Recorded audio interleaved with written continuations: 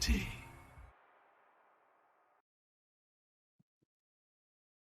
Good morning, afternoon, whenever you're deciding to watch this broadcast. My name is username_Intel, and I want to thank you for joining us here in Tranquility Community Season 7. As we are here within the season, I am joined by a wonderful caster. Would you like to introduce yourself? Yep, I am Ty Munster. I'm sure some of you guys have seen me before. I grew a little bit of a beard, grew my hair out, so you might not recognize me quite as well. But I'm back. I am going to hopefully cast a lot more than I did in the previous 2 seasons, but I am here. Hello, everybody. I hope you're having a wonderful day. Yeah, it's going to be an amazing match today because we are here with Quokka Queens versus Inferno Foxes. Both of these teams are starting out really early in the season, so they are going to be having an opportunity to kind of set themselves up for the rest of the season, but I doubt anyone wants to try to leave this game in a 4-0 fashion. Yeah, I mean, on one hand, that's a great way to start your season, but on the receiving end of that, that's not a good way to start your season, especially because both of these teams have been in one way or another in this organization for quite a while. Inferno Foxes straight up carried over. Meanwhile, Quokka Queens, you might recognize as Joey Esports, I believe it was, correct? Oh, yep, they used to be Joey Esports, the famous meme of nobody liking them, and yet they were still one of the teams that were able to bring it out in the end and win the entire division. So Quokka Queens have a lot to go in for, especially because they are a part of Marsupilio Gaming, the org. They have teams in every division, and they've won 2 last season. Yeah, and like as I was saying a second ago, you don't want to start off your season with a harsh loss. 1-3 might be a little bit better, but you want this to be a close series if you're going to lose, and you want this to be a roll if you're going to win. Both of these teams have a long, storied history in this organization. They've been here for a while. They don't want to start off with a bit of a tumble. They want to start off with a sprint. They want to be Usain Bolt here. Yeah, I think it's just also more important to kind of build up your momentum when going into the season, especially your confidence. Sometimes new teams, especially with the pressure of having a champion role, you can kind of just be choking yourself up. You may not be feeling as great, so I want to be seeing Quokka Queens kind of showing themselves to follow in after their ancestors. While Inferno Foxes, I want to see them start dominating and being able to say, hey, we're ready to make a new change when it comes to this season. I mean, if you think about it, Quokka Queens, if you think about it, a Joey is a baby marsupial, so Quokka's growing up. You know, they're not following after the ancestors anymore. They're just adults. They are grown up. They are ready for this next season. That was so corny, but they're like adults. You know. Yeah. Fair enough. Interestingly enough, Quokka Queens is coming back with a couple of familiar people. At least for me, you may recognize some of the people that will be coming from Inferno Foxes, so really it's just what you gotta see. And I do want to give anyone a reminder that Tranquility Community is raising money for RAIN, it's a national network. They are one of the largest anti-sexual violence organizations. Donate to RAIN will be used to help survivors, educate the public, and improve public policy. Please consider donating what you can and help us take action in fighting against sexual violence. You can access the link by typing at _donate in the chat if you are interested. Honestly, I didn't know that was a thing that we were doing. I'm gonna probably do that at some point. That kind of threw me off guard. I didn't expect to hear that. I'm glad that you guys, or that we, I should say, are doing that. You know, it's a very important thing to be working on, considering recent actions, which we're not going to be discussing too much. And it's just good. You know, remember, I do want to say though, this is something that I have heard before, and I feel like relaying it. If you don't have the ability to make a donation because you're under financial stress, you need the money, don't put your own self at risk to make a donation. But if you are comfortable and you feel like you are in a stable condition enough to make a donation, go ahead and do that, because this is an important cause that we as just a society should be working towards improving and making a better world, and this is one way that we can do that. Yep, every penny counts, but don't force yourself. Everything still means a lot to us over here. But going back into the game, I do kind of want to mention that after the Quokka Queens versus match, I do want you all to stay tuned, as we will be having the beat drop after this match, and it'll be something definitely entertaining to watch. Either way, we will be starting out on Busan. Busan's a very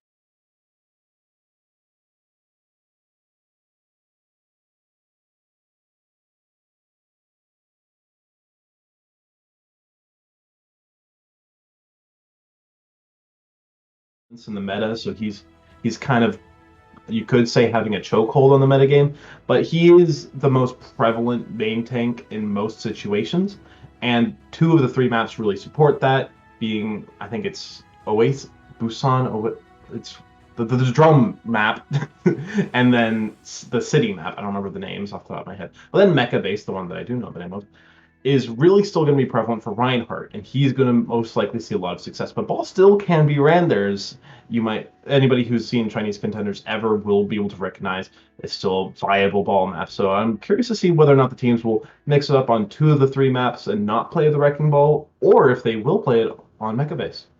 I think Wrecking Ball, at least in the moment that it is right now in the meta, Wrecking Ball is very viable. It works out in most scenarios, and it's just being able to disrupt a lot of what teams like to run. Traditionally, we see, at least in these somewhere elos, we often see kind of a brawl composition. People really like stacking together, playing that Reinhardt, and being able to just walk in towards the enemy team. Maybe it's because the lack of confidence, being able to try out new things, or maybe it's just really fun being able to just hit W. I mean, if anybody who knows me, I love to see Reinhardt. My favorite main tank to watch by far. I prefer to play most of the other ones because I don't like to sit there and just die constantly. But definitely very fun to watch good Reinhardts duke it out, especially because, first of all, you get to watch the punching bags instead of being the punching bags.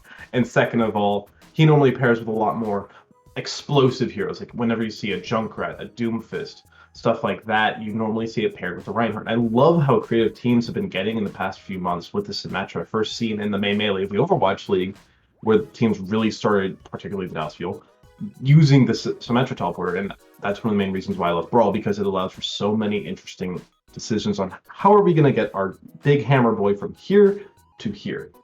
And Symmetra is a very creative way of doing that, and I love watching. Yeah, I'm gonna be real with you. I don't like the Symmetra. Symmetra makes me angry. Sometimes people are just a little bit too creative with what they want to do. For a second, they'll teleport behind you. It was just a bait, and then they'll be able to start shutting you down, pressuring in, and it's a lot of mental games when you play against a Symmetra, especially because Symmetra on her own as a character is incredibly good. Not only can you get ammo from hitting down on shields, but you can do an insane amount of damage fully charged that puts pressure into the enemy teams. And my goodness, it's absolutely amazing. Yeah, I just want to let you guys know we're just waiting for one more person to get ready to hop into this lobby before we actually start onto the game. So it might seem like we're rambling a little bit, but there's method to the madness, and we are waiting for just one more person to hop in. But I'm actually surprised that people don't like Sim as much as I do, because it's just such a. I know you said that you could get too creative, but I mean it's so fun to watch for me. Just teams doing all this crazy stuff so much. Hey, you know, we all are entitled into our incorrect opinions. Either way, please stay in tune while we're waiting for Quokka Queens to get their last player, and we will be going into a pause, so when you come back, and when we come back, we'll be able to see this match and the start of what might be a very intense game.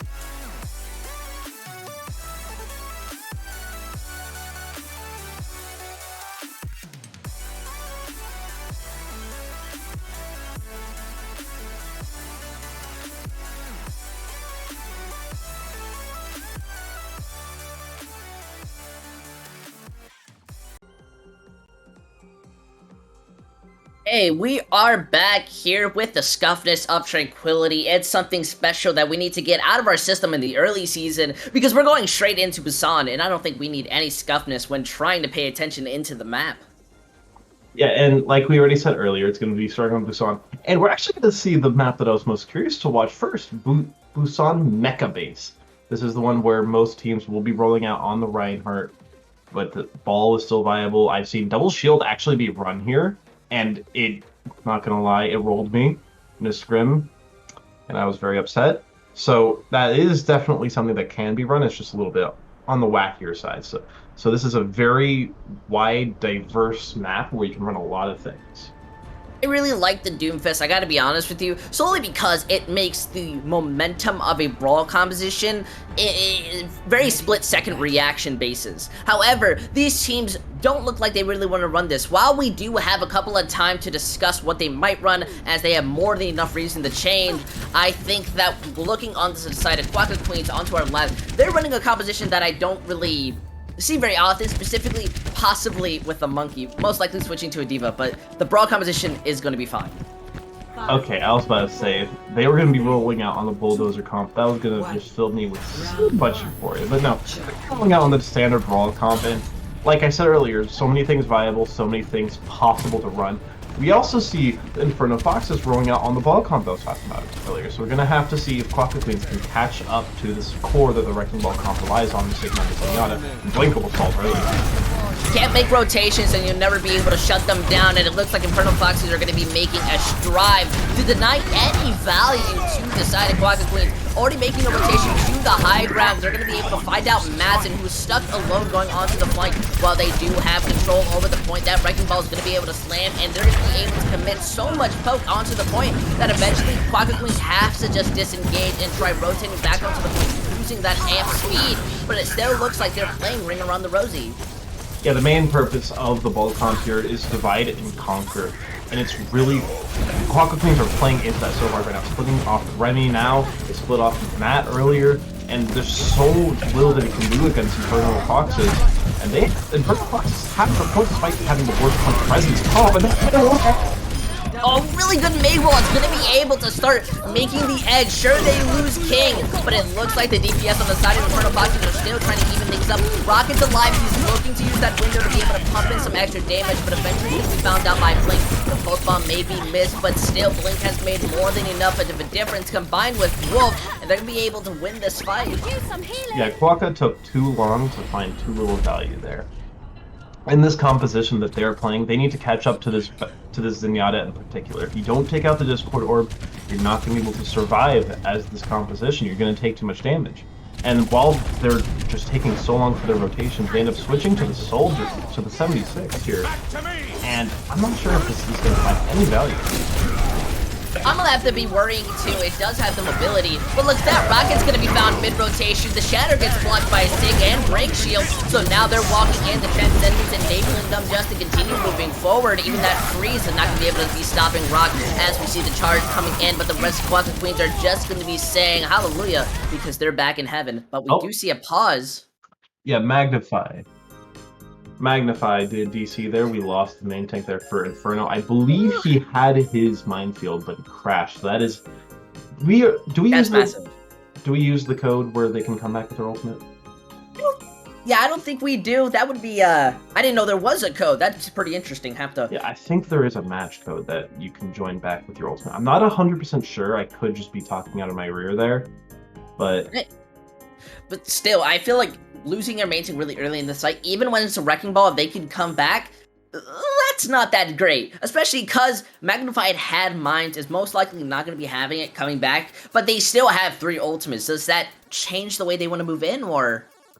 It's going to change their plan for the start of the next fight, I think, because that minefield is going to choke up the brawl, they're going to try and rotate, and they're going to be able to send Magnify off and just minefield in, prevent them from getting the space that they want. But now they're not going to have that. Their only ultimate to really negate them opening the doors now is the Flux, and you don't want to use the Flux for that purpose. I definitely see what you mean. Madsen is going to be looking to switch over to the Symmetra. They might just actually want to teleport in, close that distance. Just what I was talking about. Yep, the Greater Flux being used really early combined with the slam. It's gonna force out the beat. They still need to use the speed to try to break distance, but Wolf is on the angle with the Visor is going to be able to pump in so much damage. We do see Rocket being flipped out, and looks like this spam is a bit too much, as the rest of Quokka Queens just aren't going to be able to get much out of the teleporter. It felt like Quokka didn't have a plan coming into this fight if the ball was to come out, and they expected the standard brawl to carry them into this round, and there was nothing that they could do. They never made a swap. They started off on the back foot, and they never made any sort of counterplay.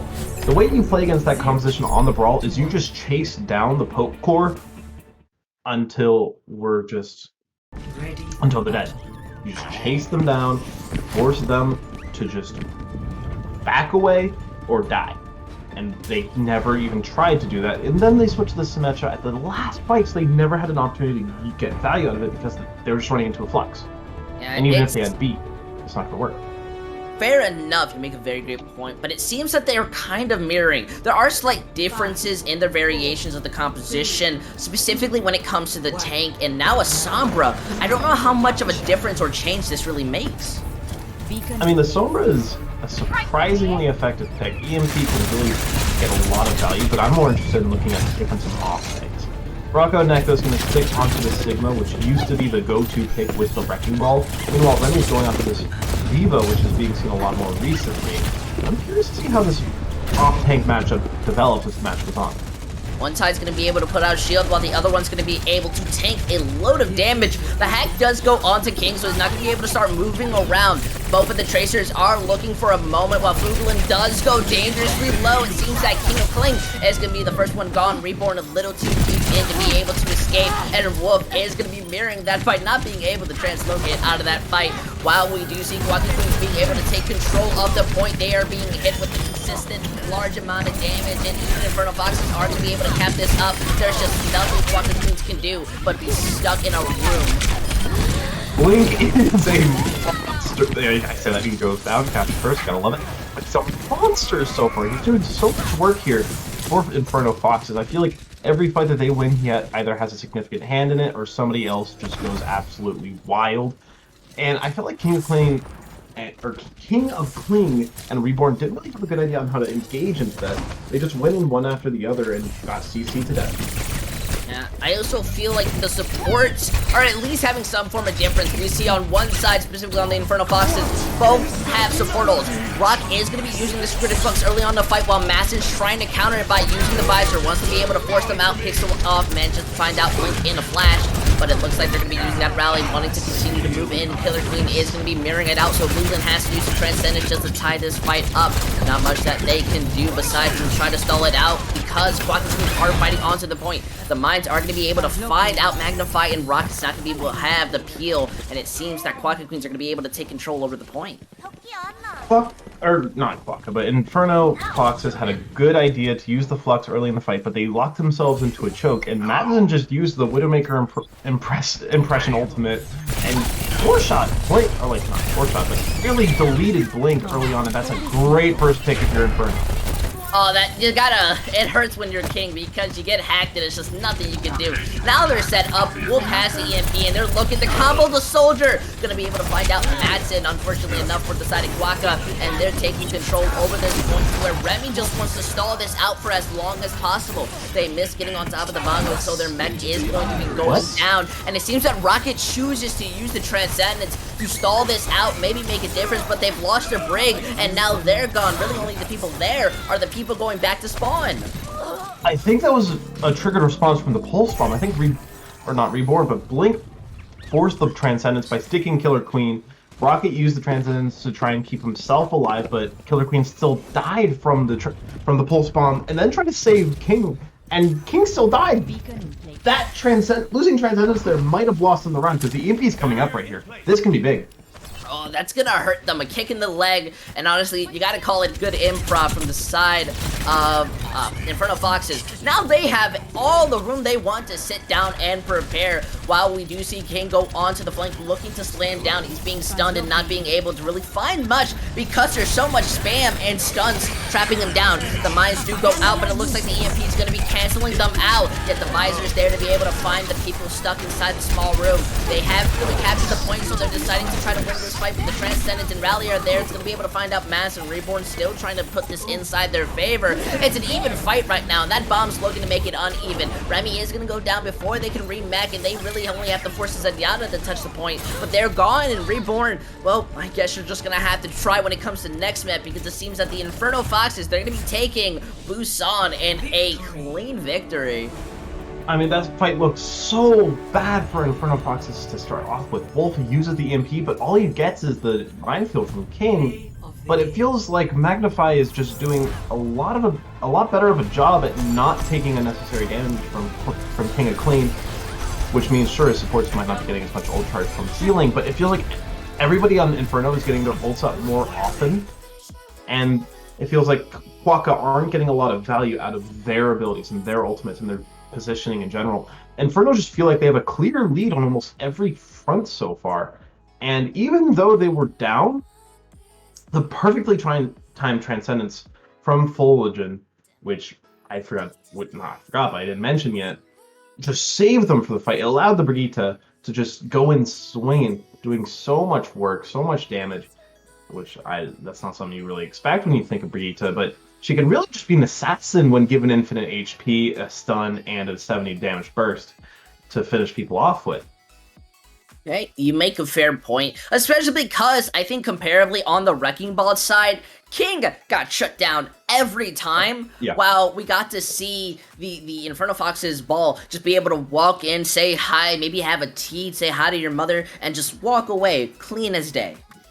Yeah, I think that critically the most important thing to look at there, Magnify isn't looking for over-aggressive engages. He's looking to roll in, disrupt, get out. He's not pile driving too much except for when he knows it can be safe. It feels like King is going for a pile drive every single time he goes in, and he's getting consistently punished by Mr. Oreo Man, which before the cast I just want to say we didn't know how to say that name at first because we're like Marorio. I just thought it was funny, wanted to mention. It was. And it was just consistent shutdown. And I think that's really revealed why they're playing the Sig, because Rock is always rocking the ball after the shield bash. They're stacking these CCs so well, shutting down the ball every single time he makes the slightest mistake. So even if it's not that many more mistakes being committed by King, it's still just enough given the punish that Inferno Foxes are playing with to shut down the main tank on the other side. Very good. And while often I say that Control isn't a map to kind of set a pace and really see which team has an edge, I feel watching Inferno Foxes play on Busan, they had a really clear goal of what they wanted to do and a good way to beat it. So when we want to go on Hanamura, which is a map famous for its stalls, I worry for Quokka Queens to be able to shut things down.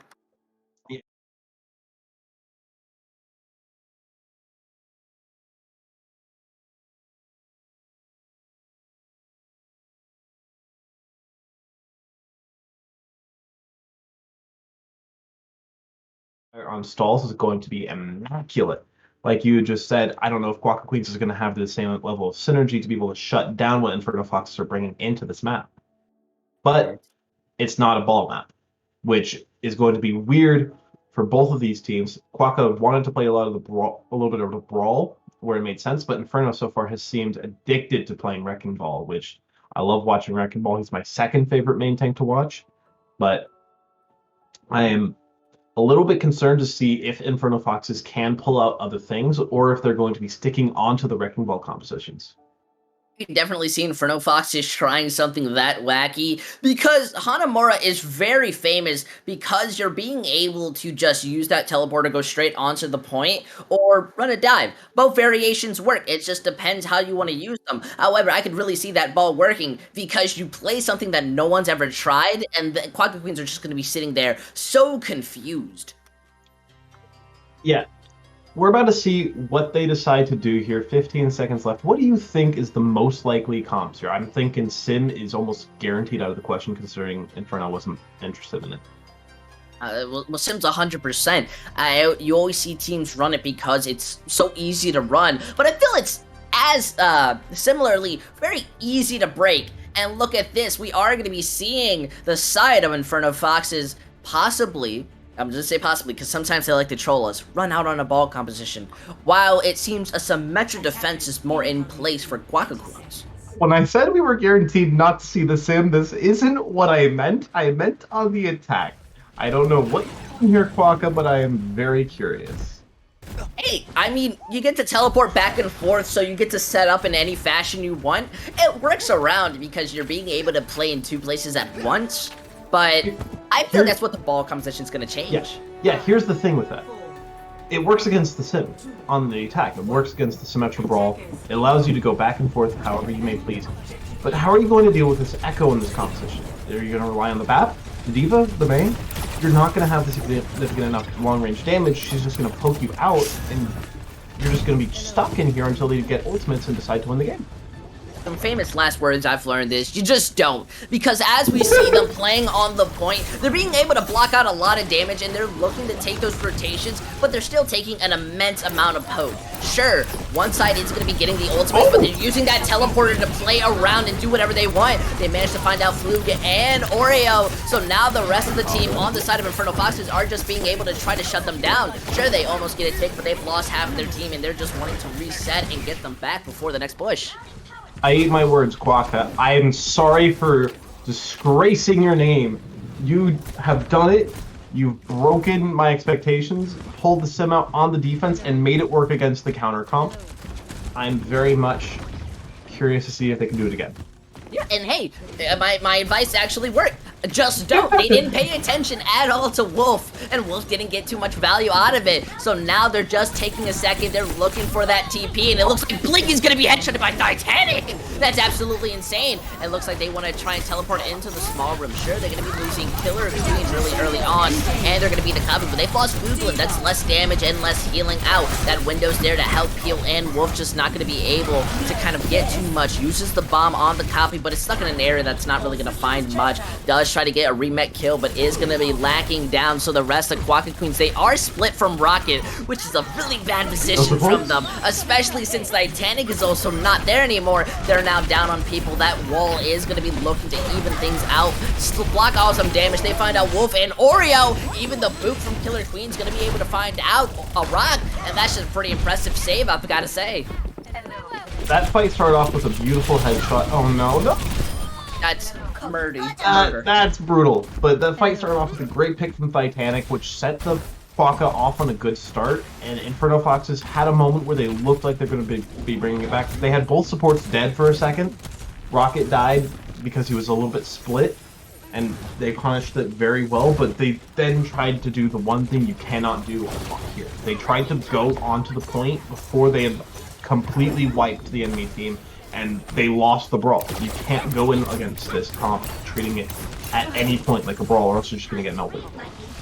I'm more interested to see what Blink wants to try to do. Half of the stickies are being eaten, and those mines are there. The pulse bomb does go out, but it's only really going to hit the May freeze, so it's not going to get much. That bomb, too, it does manage to break down the shield. Rocket's going to be taking too much damage. Now the Transcendence wants to help enable the team to kind of find some value, but Remy's not only going to be finding Rock with the bomb, but then find out Oreo. So now they have to struggle in a last-ditch effort with these staggers to try to take back the point.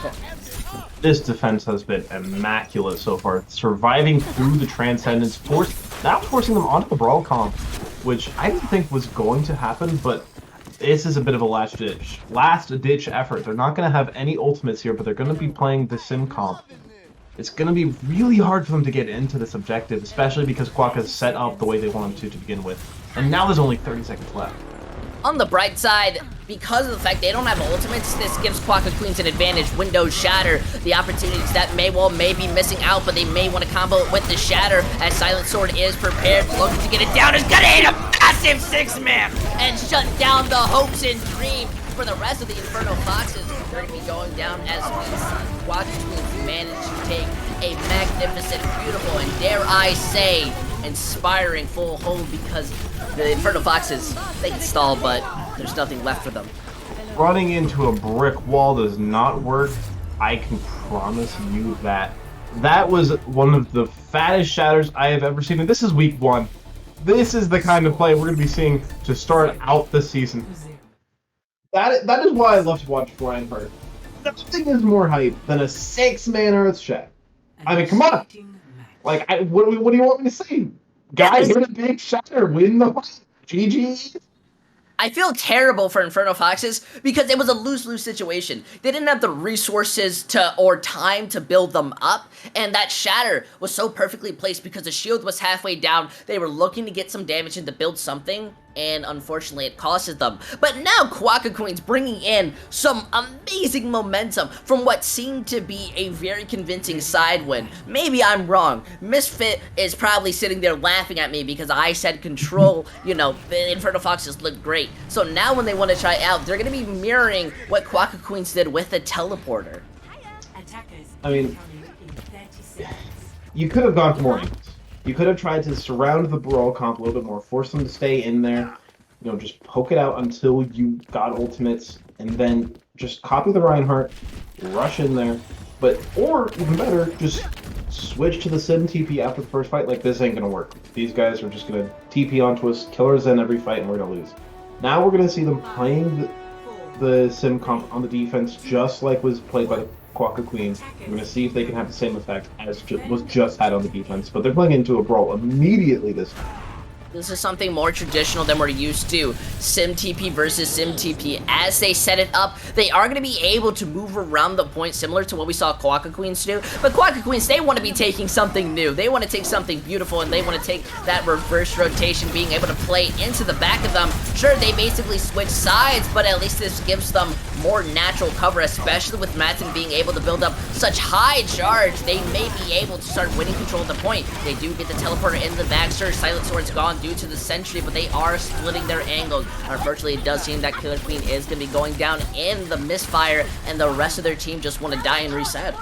I'm not sure if it was miscommunication or just a little bit of greed, but Madsen went with, as you guys saw, the TP to get to the backline, which meant that Silent Sword didn't have the defensive utility of having a literal just infinite damage beam to equalize with Blink, and even though he got more ult charge, it felt like Blink had more impactful damage that fight, and I think that's going to show for this next fight, and it's going to be a bit rough, because there is a bit of an ult advantage starting to come up for Inferno, and they might be able to spin this into their advantage. That's an interesting TP.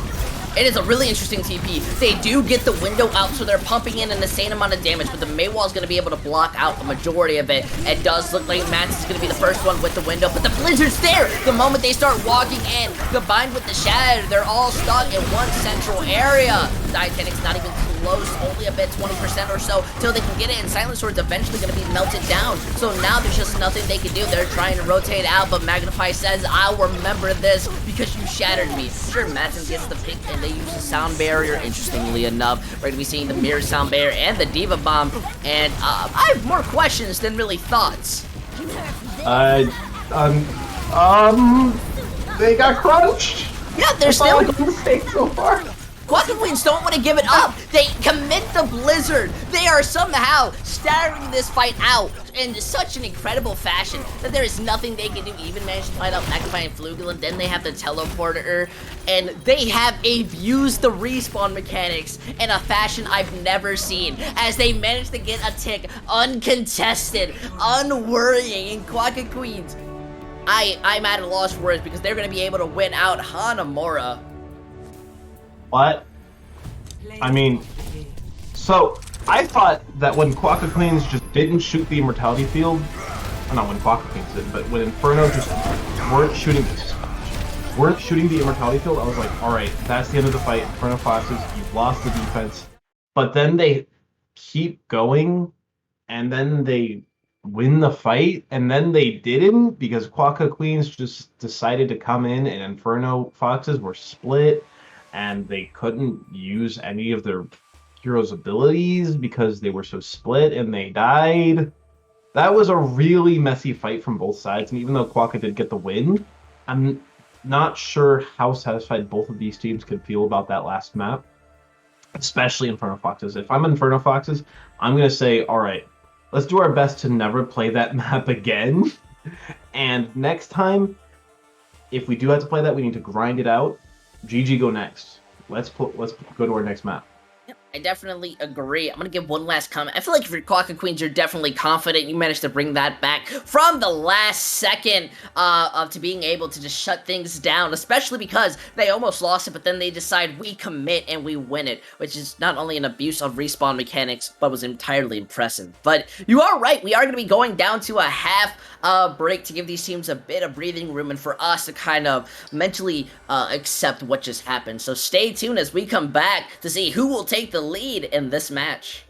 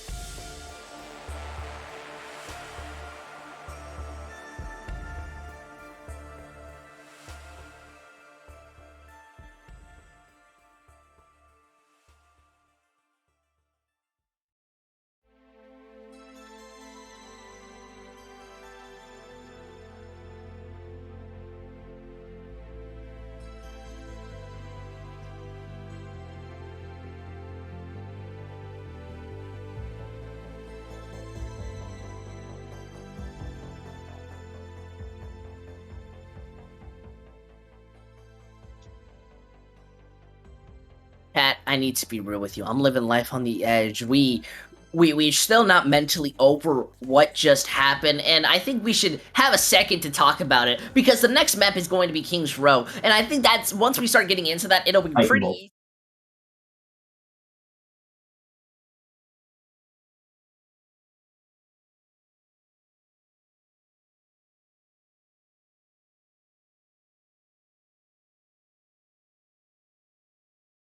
And I think what we want to talk about, what happened, was pressure. Inferno Foxes kind of collapsed a tiny bit, made a couple mistakes, and Quokka Queens were able to have the confidence to break it down and be able to win off of it. And that says a lot, because a lot of teams would probably say, nope, nope, nope, don't commit ults, reset, we try again.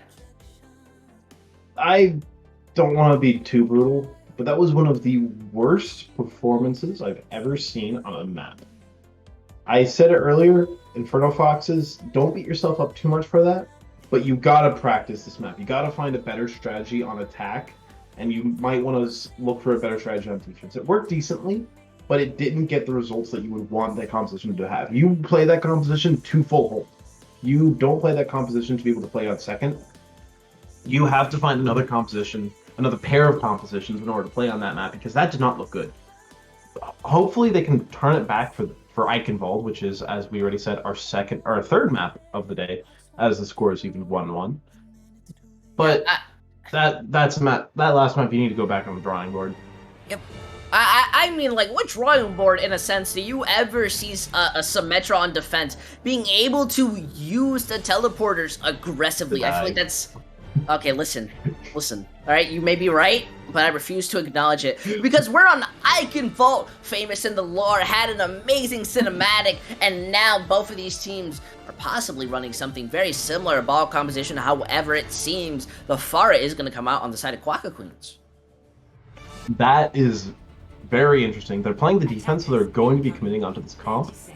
But as we saw in map 1, Inferno Fox's wheelhouse is the Wrecking Ball. This is where they have excelled so far. Whenever they get to play the ball, except on attack, they've looked fantastic. I'm slightly concerned if they can pull it out again, but I'm really hoping that they can.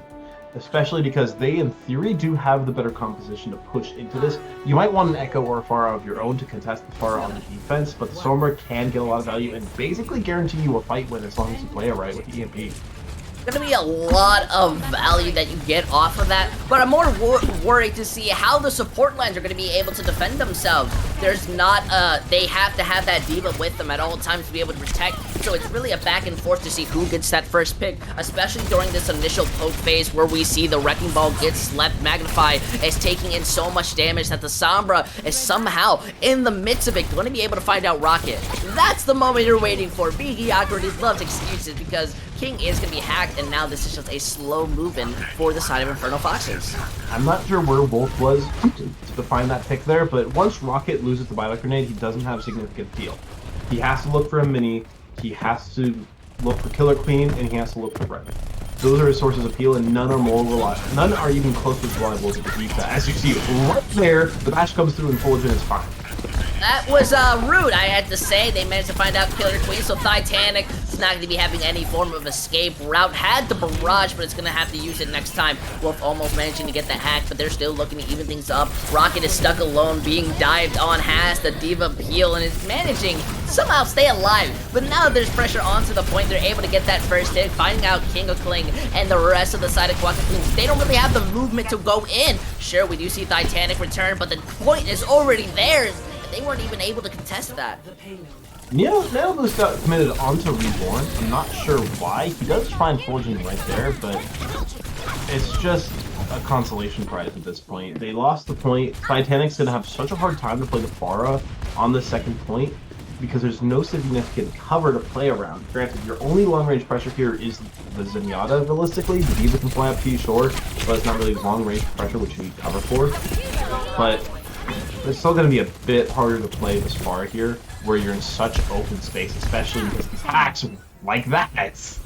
I don't know if you heard it, but Wolf failed one hack and then got another. Yeah. And now Inferno Foxes have 6 ultimates. Titanic's trying to set up to use this barrage, but Remy's gonna be found out. And while they're looking for this moment, the barrage comes out forcefully, just trying to find out the Wolf, and they manage to get it. However, most of it is still gonna be eaten. But on the bright side, this gives them a room of opportunity. Even Rocket with the anti-grenade is going to be able to shut down Fuglin and give them a chance, since the D-Mech is going to kind of slow down this fight a lot longer. Inferno have had a really hard time capitalizing off of the advantages they've built early in the fight. They've gotten the first pick twice so far, and I feel like there's been no pressure exerted after that. For example, look at how many ultimates they have available right now.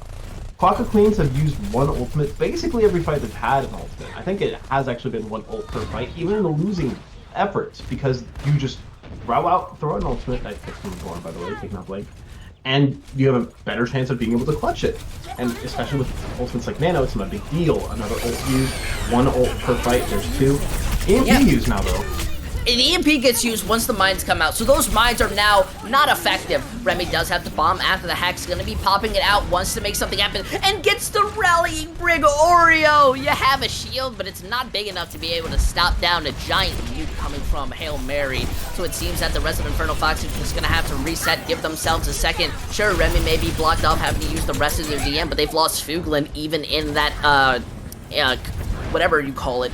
So now they just have a moment to refresh. I mean, if you use a tissue or a napkin properly, it might be able to block a nuclear explosion, but who knows? They're going to be switching Mr. Oreo Man onto the Mercy now. Had enough of this Sombra Brig play. They're going to be switching onto haha fun character, Echo, Broken, and now they're going to have a little bit more of an aerial duel going on, but Titanic gets an enemy.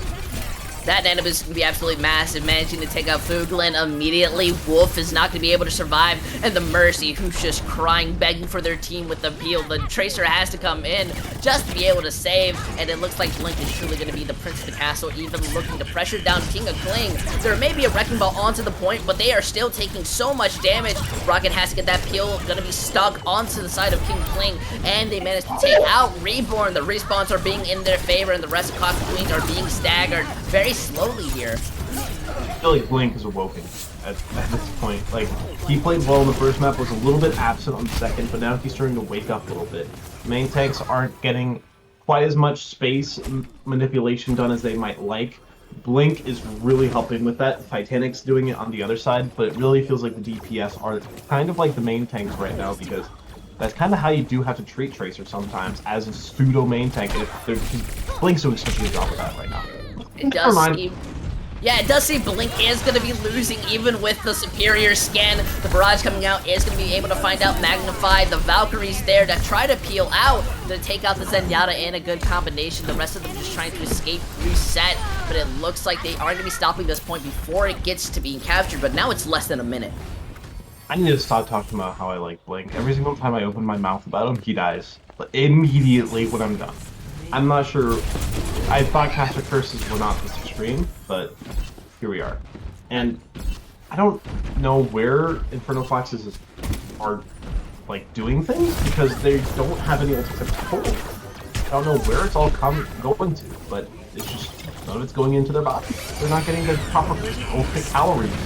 We do see the mines get used while they're trying to engage. Fulgen is going to be using their Transcendence, burn down a majority of them, while the rest of the team's looking for an opportunity, but it seems the Diva Bomb's going inside, man, just to find out Blink not going to be able to escape. That was incredibly rude, while the rest of the team, so Rock is going to take Reborn's Pulse Bomb. No, sir, don't get this opportunity, and they're going to be able to res up Blink. It's less than 20 seconds on the clock, and we need to see Quokka Queens being able to shut them down. They're at a disadvantage, but respawns are in their favor. Rocket does get hit by the Pulse Bomb, not going to be able to survive. Wow, Killer Queen is going to be mirroring. Does seem Wolf wants to be able to use that copy. Going for the people who are trying to come back, especially Reborn on the Doomfist. Has the bomb, going to be able to shut them down.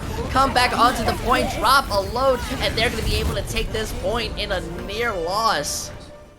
I expect to see some switches now. I expect to see people going onto the Brawl comps. This is third point. You have Reborn already on the Doomfist. Just make the full comp swap, I think, onto the Brawl comp. It doesn't look like they want to yet. Maybe they're going to try and get rid of some of these ultimates, but I think that's a bit of a mistake right now. I definitely agree. We do see Blink also being a real bully inside the back line, just pressuring out Reborn. The Nano does go in. They want to get as much value onto the Pharaoh, but look how much damage gets pumped into Titanic. They have the barrage, and the mines are there to try to even things out, but Titanic is going to go a little too close to the ground, is playing a bit too much Icarus, and is going to be falling. So we do see Inferno Foxes looking to take advantage of this, as they're going to be making a couple swaps onto themselves. Remy's mech is going to go down. Blink having the pulse bomb's going to throw it out. Rocket is just barely going to be able to miss it out, but they are still inside their opportunity. This seems the barrage wasn't enough, as it gets and the bomb is planted. They're being able to get out an insane amount of damage. 30 seconds on the clock, and it seems that even Reborn's Doomfist is just not going to be able to survive for too long. The target focus is absolutely insane. Even with King of Kling being able to stall, Fuglin does have the Transcendence to be able to stall this, and they're just looking to do their best when it comes to just getting any form of pick. You have to play so slow when you're on these ball comps on third point defense. Remy goes onto the Winston, sick of playing the Diva. I agree with that decision, but I would rather see it from the main tank. So far, one of the only heroes to get value is the Doomfist, the Brawl hero. He's one of the only ones getting value right now. Yeah, but that's absolutely massive. Managed to get 2 picks. That's all you need in an overtime scenario. Titanic is looking for the Tracer 1v1. Not going to be able to find it out. Still looking to, as Reborn is going to be picked off in the midst of this fight. Remy does come back onto the Monkey. Going to be able to pop down that bubble and block out and deal in a major amount of damage. But it does look like Magnify is going to be dropping those mines onto the point. They're looking to do their best as Rocket's now being pressured out. Remy's going to be the one found out. And this stall is absolutely insane. Reborn's now entering back into the scenario with the slam. Looking out for those supports. Going to be able to slam. He's looking for Fugel and he's going to be able to find him out. Now trying to go back onto the point. We do see the sound barrier being used from Oreo just to try to sustain them out, but Wolf now has an ability just to copy mines of Diva Bomb able to get out too. They need Remy and people to touch, and it's still not in the favor of Quokka Queen. It looks like they're doing their best. Remy not going to be able to build up that Primal Rage fast enough, and as Killer Queen goes down, the moment they build up the sound barrier, Titanic's not going to touch close enough, and just barely by the hit of their knees, we're going to be seeing Inferno Foxes being able to take this out. I feel like Quokka was having a hard time getting value out of anybody except for Reborn. I know I keep saying it, but they should have just made the compositional swaps. Inferno Foxes had the better close range composition. The fact that they weren't running the Pharah and instead the Echo, I think really helped them. And honestly, as weird as it sounds, switching onto the Lucio, I think helped them compared to the Mercy. Lucio Zen makes the damage stick a little bit more, but I still think that damage that was sticking wasn't as big of a deal as having that more frontline pressure of the Lucio to just zip, zap, zop all the way around, use that crossfade to speed around his team, heal his team, and the fact that Lucio has an underappreciated offensive pressure as well with 200, or not 200, but 20 damage per bullet, 4 bullets in every volley. He does a surprising amount of damage pairs that with Discord, and he can find some offensive value, which Quokka Queens were struggling with the composition they were running. Their only burst damage was on Reborn. They had the Winston ball on a Lucio and Tracer. Lucio without a Discord doesn't do quite as much damage. Then again, nothing without a Discord does quite as much damage, but it's a new round. Quokka didn't quite manage to hold it. Inferno pushing it all the way is great. Now there's a clear win condition. Hold Quokka anywhere on this map and you win it. But that's harder said than done, especially because both of these teams are not going to be familiar with what they're running. Wolf does go on to the Soldier 76, expecting Titanic to run out on the Pharah, so good adapting, but they still need to have really good execution, because Titanic's going to be a threat inside their backline, especially when Blink was the first one down. I don't know how Remy saw that. I feel like Blink has had really good offensive pressure, but his defense, his field and his self-sustain has not quite been there enough. And Remy took advantage of that full throttle. The off-tanks in this match, I haven't talked about it much yet, but they've been great. I've loved watching these off-tanks so far. And Titanic stuff too. Yeah, but you gotta love Titanic a bit more, being able to walk in there. They're stuck inside that room, and the damage boost plus splash damage does so much that nobody could really survive it. Especially, that's the reason why you really want to run that fire onto this side. And even with Magnified trying to stall it out, there's not much of a time bank you're gonna be getting rid of if it's already captured. I greatly disagree with the Soldier pick here. Even though he did just get a noticeable buff to his damage, going from 19 to 20 per bullet. Those of you who didn't know, I wish I were you. It's not getting as much value as you really want it to be, defensively or offensively. He has the least ult charge on his team, except for the person who just made a switch, and the Zenyatta, who wasn't really able to find any value that fight because he come up to choking them out, and nice pulse bomb. That's going to be able to stick as we see Titanic move in. However, being so close to Wolf means that they're going to be able to be found out. However, Titanic's spawn point is still like a meter or two back, so they're being able to push in. King of Kling is looking to bully out Wolf a tiny bit. Going to put them a little bit too high not to get that healing. But now, even with their composition being able to come back really quick, they're still staggered on the side of Inferno Foxes. Alright, that was funny, Wolf, but please switch. You're not finding any value here. Sure, you did kill the Pharah, but you have no consistent offensive pressure. You don't have any high ground to play around as Soldier 76. Titanic is just going in a playground! It's uncontested.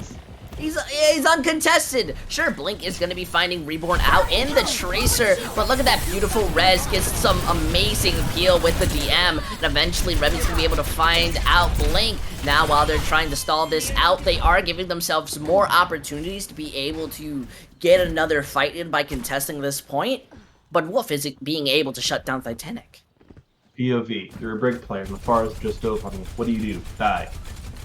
That's what's been happening basically every single fight. Just one person gets dove by a Titanic. There's no pressure on him. He gets it in him.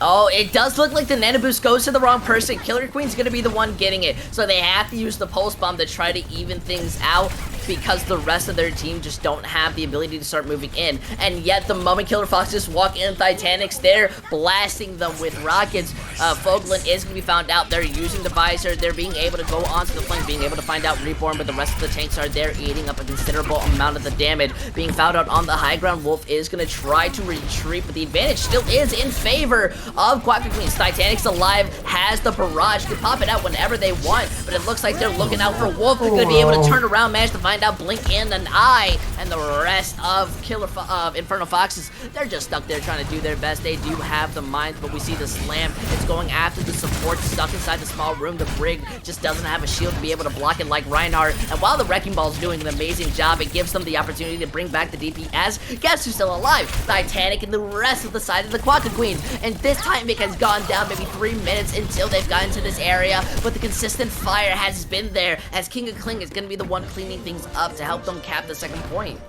I said on map 1 that Magnify was outperforming generally King of Kling because he wasn't going for as many risky plays. He's been doing very little so far because of his safety that he's playing with. King of Kling has been the absolute monster on the Wrecking Ball so far. He's finding so much value on every single hero that he is playing, and that is the Wrecking Ball, the Wrecking Ball, and the Wrecking Ball.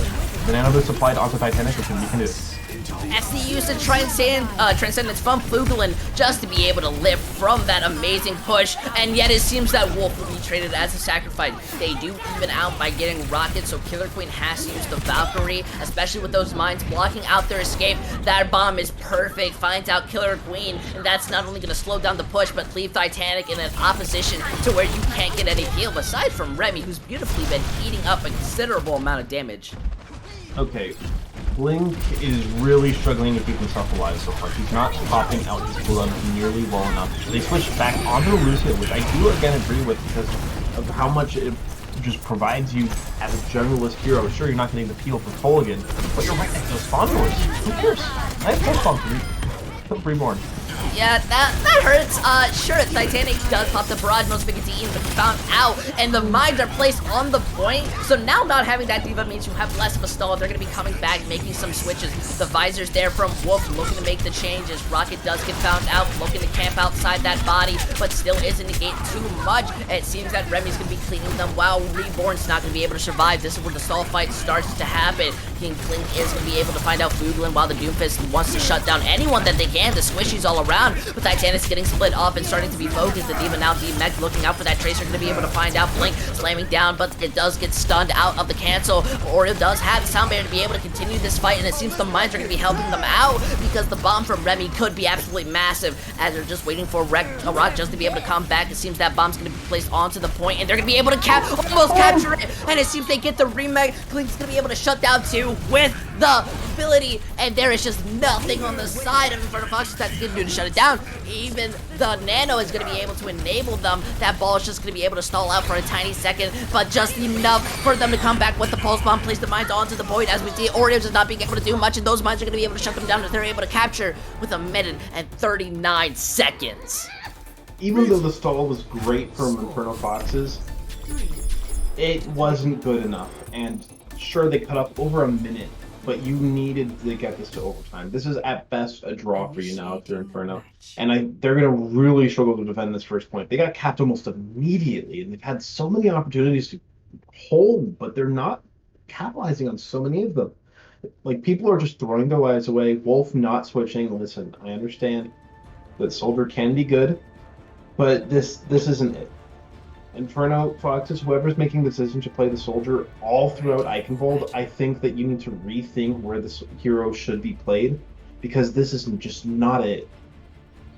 You know, it's small mistakes, and I definitely would agree. I feel like the Soldier, while makes sense with the composition that they're running because you're able to move around with the team, you're not having that consistent pressure onto the Farah. Titanic was unpressured for the longest amount of times, and that is kind of your fault because you're stuck on a hero that just can't get the job done.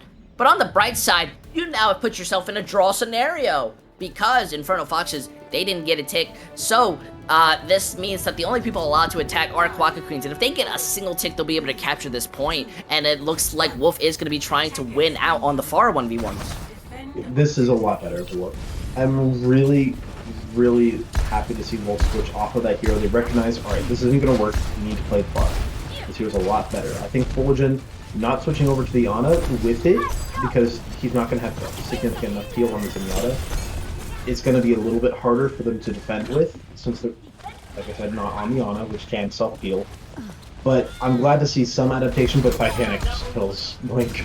Oh, and King is going to be finding Fuglin. It does seem that Wolf Magnified Rock, they're looking to even things out. But remember, their spawn point is a lot longer to get back to, comparably to the side of Quokka Queen, because they managed to find out the support, so there's nobody healing them. It seems the last person being on this point is going to be the Wrecking Ball, except that Blink manages to come back. But Blink's not going to be able to survive too much. Just use the recall. The slam is now there. The Farah, Titanic's just being inside the sky, being able to put so much pressure down inside the small cubby that Fugelin's just not going to be able to survive for much longer. The ball is able to slam down. Rocket's going to be the one traded out, so comparably same with the Zenyatta, but the Doomfist is now there looking. Reborn does have the pulse bomb, could pop it down and is managing to stick it. Kill himself accidentally. That's going to be a bronze move because now the Far Remy being able to find out Blink. Titanic is somewhat being pressured out. Doesn't have a mercy, so he has to try to survive for a tiny bit longer, but it looks like King's Blink is being able to put in the damage that they're lacking for a set. Titanic does now finally get the PO. It's going to be able to take out the Lucio and now has the barrage to try to find people out. Managing to pop it is going to be killed by the skill orb,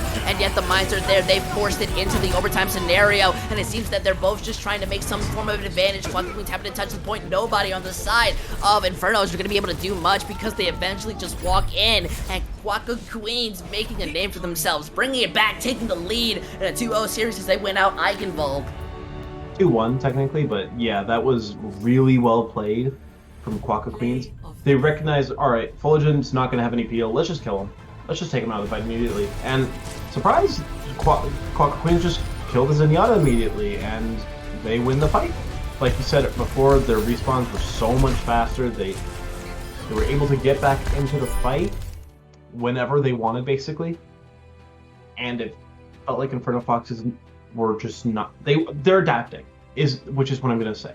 If there's any positive that you can take away from this right now, if you're Inferno Foxes, it's that you're doing a better job recognizing, all right, this isn't going to work. We need to make a plan to switch off of it. But the problem is they're not making the correct switches fully. I think the Farah was a good start. I think if they switched to the Ana, they would have been able to keep their flex support alive there instead of just dying to a Wrecking Ball because he saw Shiny Robot Man and decided he didn't want him to live anymore. But it is good that Inferno Foxes are starting to take a little bit of the control back into their hands as they are starting to adapt to the opponents. And if they win this next map, then I actually think that they're favored to win the series because they steamrolled Control in the first map. So all they need to do is win payload now, and they should win the series. Hey, you make a fair point. However, we are going to go once again to a break because of reasons I don't have to explain to you. So, I hope that you're able to just tune back in as we can see will Quokka Queens being able to stop this fight and allow themselves to take the victory over Inferno Foxes, or will Inferno Foxes be able to bring in the heat and stop the Queens from claiming their crown? So, either way, we'll see you back from this break.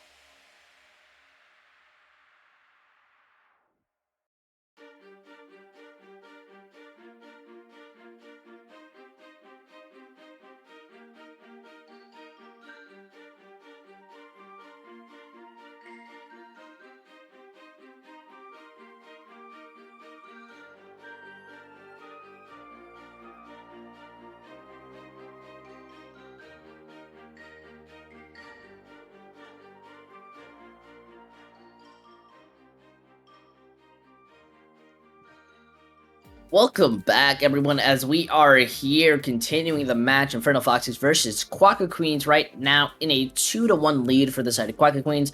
Once again, I am still joined by the amazing Ty Mustard. And honestly, we've had a moment to breathe, we've had a moment to relax, and now we are possibly at the end. Actually, I'm his twin brother, Bro Monster. No. I'm kidding. Obviously. Where am I? Never know. So I've been really impressed with Quokka the last two maps. Especially, I've been impressed with King of Kling, who first map was very much not impressing me. I thought that he was playing very well, honestly. But in the last two maps, he's really stepped up and become a really good player that I really wasn't seeing coming after that first map. I definitely agree. Especially coming out of control, they looked like they had some issues when it came to adapting against the side of Inferno Foxes, which was, it was worrying to say the least. But it seems as they're continuing going into these fights, Quokka Queens have been keeping up their momentum and they're continuing to set things up. And I think you need that when you go on to Havana. I mean, sure, you can say that you need one every map, but Havana is such a very stretchy map. Mm-hmm. Is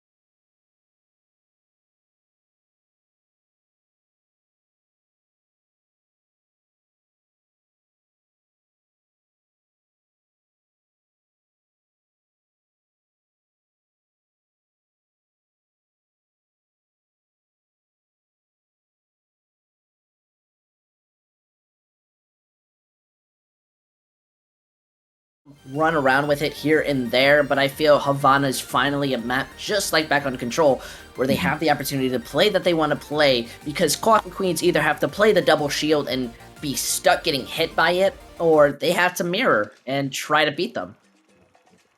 Yeah, and realistically though, there's a small problem. This map isn't sure. It's still great for Wrecking Ball. If you want to play that, go right ahead. It's actually fantastic on this map. But there's a little bit of an asterisk next to that saying, if you want to win, double shield might be your best choice.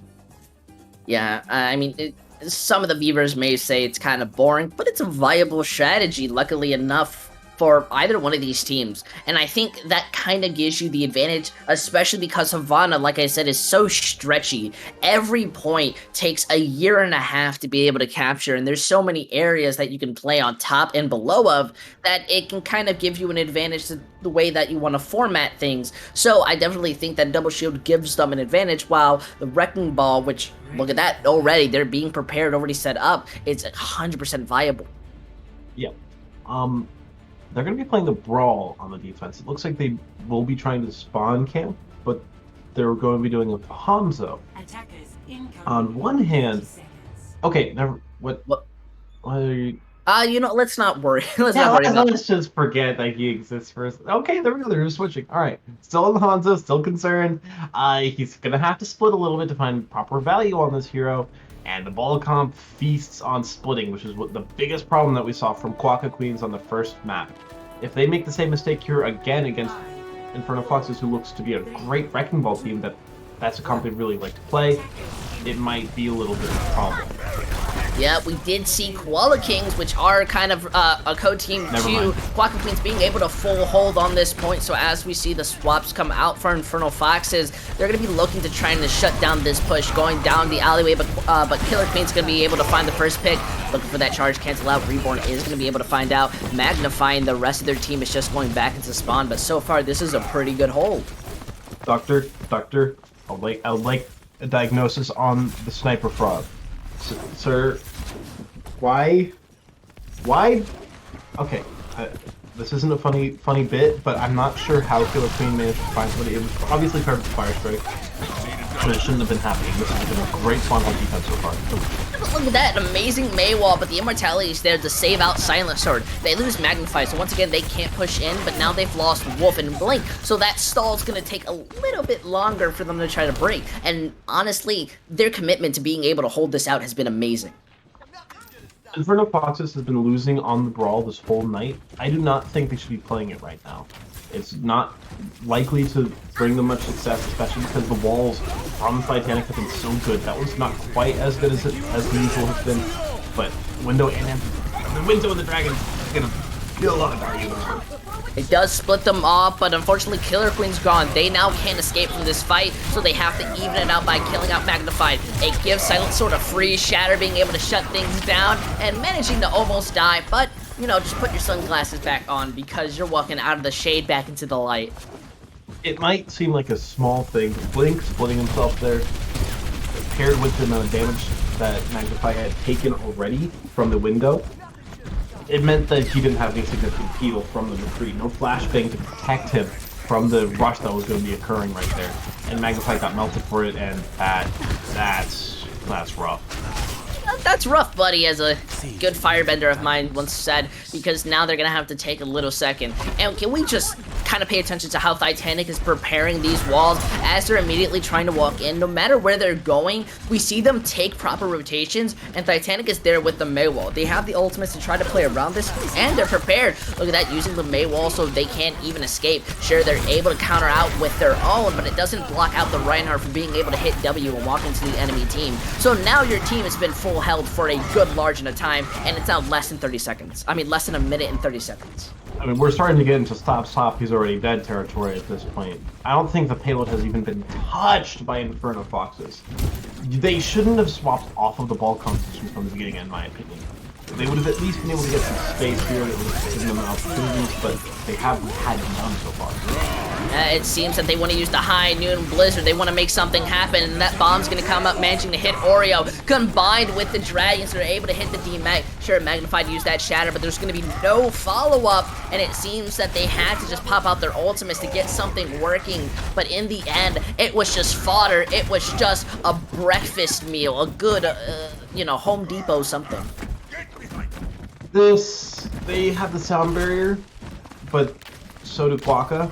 They need to find value out of this sound barrier, maybe farm up this self-destruct, maybe high noons around the corner, and Immortality and Dragon. The sound barrier used to try and get them out of the doors, but it might not be enough. The sound barrier's already faded.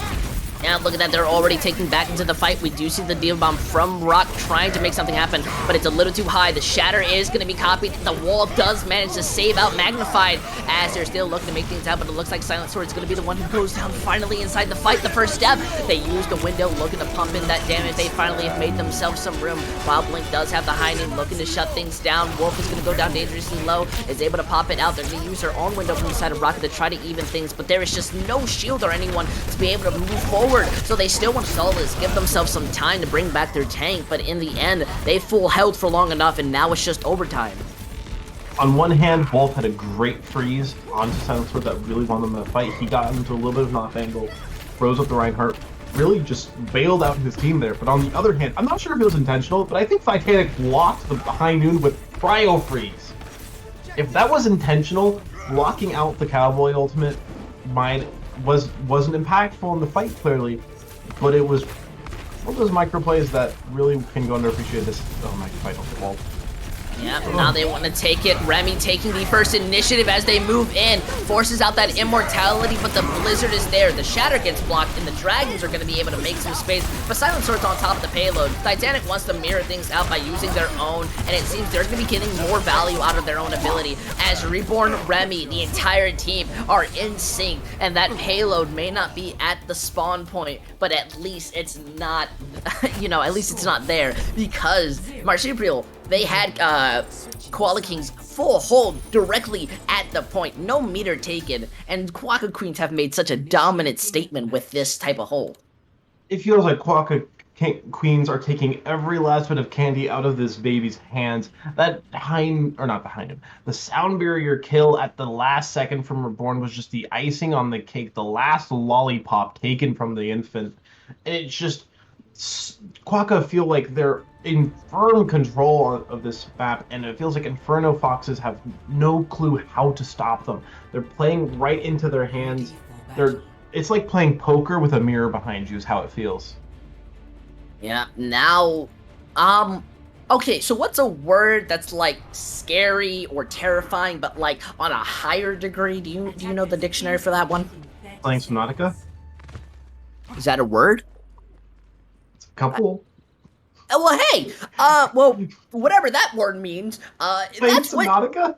yeah, that's whatever Inferno Foxes are feeling because they not only have to hold this, but they need to not let that cap at 58.91 meters. That's an amazing hold, and now we see them wanting to try to mirror the full hold, but Quokka Queens already know how to play against it on the double shield. They immediately just want to walk out and retreat. They're not gonna even touch that with a 10-foot limbo pole. They're playing the brawl. Yeah, I full Disregard respect. these occurrences. I am leaving the situation. I have to censor some things in that one, but let's not worry about it. Switching onto the farm with a brawl. Interesting choice that immediately pays off. What? Give respect on Titanic. Just going onto the Pharah. Nobody can contest you. And immediately that full hold gets broken down. They died really early and really close together. They have an opportunity to stop this push. Do they make it happen though? I see no world in which Inferno Foxes comes into this next fight and wins. Barrage at 75%. The closest thing you have is 61% to Earth Shatter. Fulgin has gotten 0 ult charge onto this amplification matrix, which they would need to sustain or to dish out a lot of damage. It has Barrage. He's got it up. Already set. They're prepared. That immortality is used, but he's set. The McCree is dangerously low. We see Titanic looking out, but they're picked off, and it's an unfortunate sense of sentimentality as the barrage is there. The shatter's committed. The window is used, and that payload, well, you gotta tip your hat, but it seems Havana is gonna be the last map, as in a 4-map series, it's gonna be ending 3-1 in favor for Quokka Queens. Inferno Foxes were playing checkers. Quokka Queens were playing 8-dimensional chess by the end. They had read 5 years into the future. They knew what Inferno Foxes. They knew all of their birthdays. They had such a good read on them by the end. This far counterpick. They knew they were gonna. They knew that Inferno Foxes were gonna say, you know what? They played the Hanzo. We're gonna force them onto the brawl like they did to us, and we're just going to mirror them. Hope that we can win. And Quokka Queens say, no, we're having none of that. We're going to play the Pharmacy. We're going to be playing the Brawl Poke comp, which we're just going to teach you a lesson. This is what you should have done. It's, I don't know what the scrims are like, whether they're just, hard drinking G Fuel in one hand and hitting Q in the other, but Quokka Queens had a perfect understanding of how to break that spawn hold. The Pharah was an amazing option because there was nobody there that could really stop it out, and you've got to give them props. Quokka Queens, from losing control 99%, they're being able to bring back. They had dominant pushes and holds throughout this series continuing on, and really, from the side of Quokka Queens, who would you feel was that MVP on their side? I would say Titanic, but at the same time, I want to say whoever the shot caller was there for Quokka Queens deserves so much credit, because the idea is to say, all right, they're playing the brawl on the defense on that last map. Let's just switch this comp. All right, they're playing this way. Let's shift our playstyle to this. They're playing this. Let's do this. They're always making the correct counter calls. They're always doing the correct things in order to win maps on the perfect heroes. And whoever is the shot caller, or even if it's just a coaching decision that they're doing before the fight, like, hey, if they do this, let's do this. Whoever's making these calls deserves MVP, but because I can't hear any of that, I'm just gonna say Titanic and call it a day. That's fair enough. For me, I personally would have to say this goes all the way over to Remy. Remy has been a silent peeler for their team and shut down the entirety of the Eichenwald pushes on the side of the Tracer, and it was what helped them win out most of those fights. Inferno Foxes, they were so used to letting their Tracer, who had amazing abilities, being able to get away with so much, but Remy was able to find them out, had amazing eats, especially on Hanamura. They were eating consistent amounts of stickies from the Echo, and that's what helped them out. For me, that'd have to be Remy. And while I would want to give Inferno Foxes an MVP, I think we both kind of have a feeling to who that goes to. I mean, I don't. I feel like map 1, it looks like Blink was in complete control, but after that, I feel like everybody on Inferno Foxes turned off their monitors and went home. I don't mean to be rude to them, but it felt like they had no clue how to play against what was being brought up by Quokka Queens, and whoever they weren't making the correct decisions. They looked like they just were playing worse as time went on. And by the last map, it felt like everybody was just given up. And I also do want to mention that I forgot that earlier on in the series, I was like, yeah, the off tanks are doing a great job, and I think Remy deserves the MVP. I just said Titanic because he popped off a Yeah, few times, but I do agree with you now that I think about it. Remy definitely deserves MVP in my opinion as well. yeah. I think Inferno Fox's the Tracer at the early start and continue on was one of their shining moments. But they have a lot to work on, especially if they want to continue to kind of win out through the series. They need to be able to adapt and they need to be able to prepare. But that's kind of the end of our situation. But it doesn't mean the stream is quite over just yet. Do you know why, my good friend? We're gonna belly dance. I don't think we're allowed to do that on stream. I don't know if they'd ban me for that type of Good point. situation. What's happening? Well, right after this stream, we're going to be having the beat drop, which you can stay tuned in. After such an intense match, you need to be able to sit in, relax, and be able to enjoy with what's happening, because while you may hate Joey Esports, the beat drop will make you like them. Either way, we thank you so much for kind of spectating in and seeing everything that happened. If you are interested in kind of keeping up to date with us, you can follow us, as our names are down below, and you can kind of follow us on Twitter, see what we like to do, or hit the little heart and keep staying in tuned with Tranquility, as we'll make sure to bring you more epic games. Follow the Twitter, Discord, whatever you need. And either way, I gotta say thank you, as this wasn't a map 5, so somebody's gonna be real happy tonight. Yeah, we were talking about that earlier. Somebody on one of these rosters, I'm not gonna name any names, he's Savage He Might, has a habit of not winning map 5s. 0 and 10. Shut up.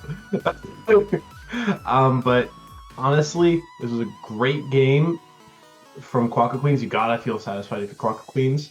The fact that you took back momentum immediately, you were like, all right, we gave you one, now give us your lunch money.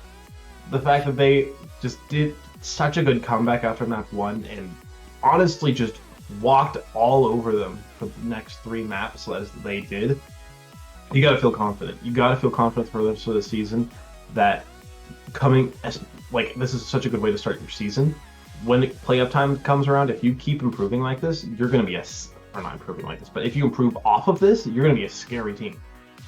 Yep, I definitely agree. Mediocrity loves its excuses, and either way, I am username_intel, that's Time Monster, and we thank you so much, so stay tuned in, as the beat drop will be on shortly.